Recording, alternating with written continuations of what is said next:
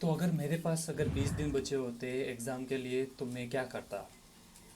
यही सिचुएशन इस टाइम पे आप लोग की है।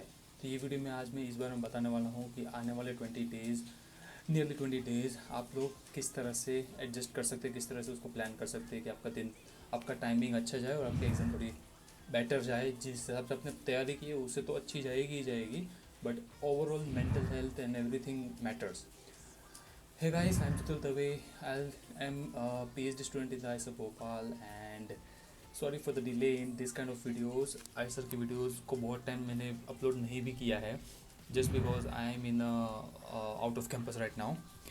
मैंने कुछ चीज़ें लिख के रखी हैं सोच के कि क्या क्या इस टाइम पे मैं अपने टाइम पे मैं कर चुका हूँ और जिससे मुझे फ़ायदा हुआ है। मैं आपके ज़्यादा टाइम वेस्ट नहीं करूँगा, बाकी वीडियोज़ भी आपको मिल जाएंगी जिन्होंने आधा घंटा 15 मिनट 20 मिनट भी वेस्ट किया, लेकिन this is not the time when I should waste your time.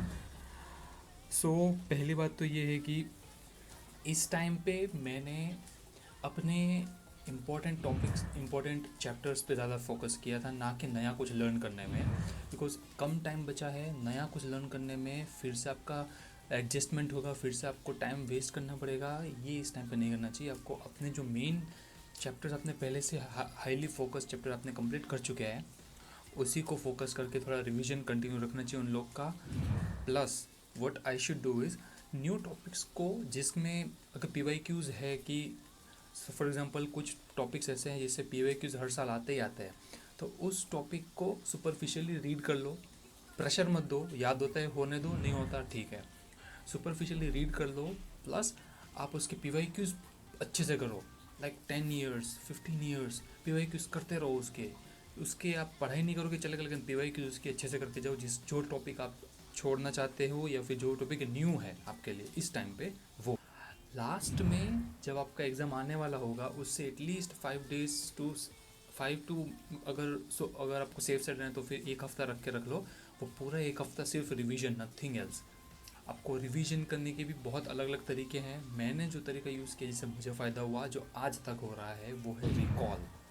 आपने रीड किया, आपने पी वाई क्यू सॉल्व किए, देन व्हाट यू डू, सब कुछ छोड़ के अपने जो नोट्स बना के रखे उसको साइड में रख के, उसको एक बार रीड किया रख दो, एक जगह बैठो और रिकॉल करो कि फर्स्ट पेज नंबर पे गया था, सेकंड पे गया था, थर्ड पे गया था, चैप्टर वाइज।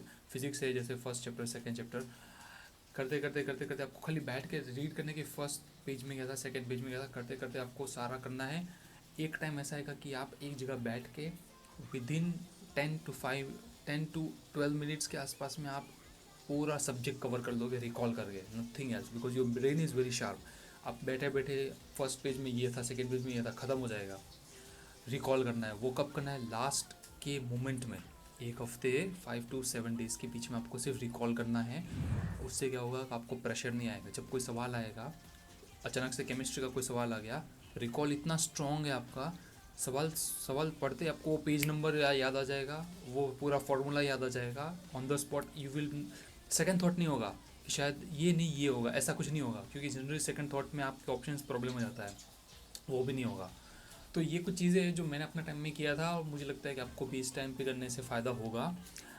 और मैं नहीं चाहता कि सिर्फ मेरे वीडियोस पे स्टिक रहो, और भी वीडियोस देखो, आपके पास टाइम है तो। अगर सब लोग सेम चीज़ कह रहे हैं तो फिर it's better to go with that, plus go with your gut feelings.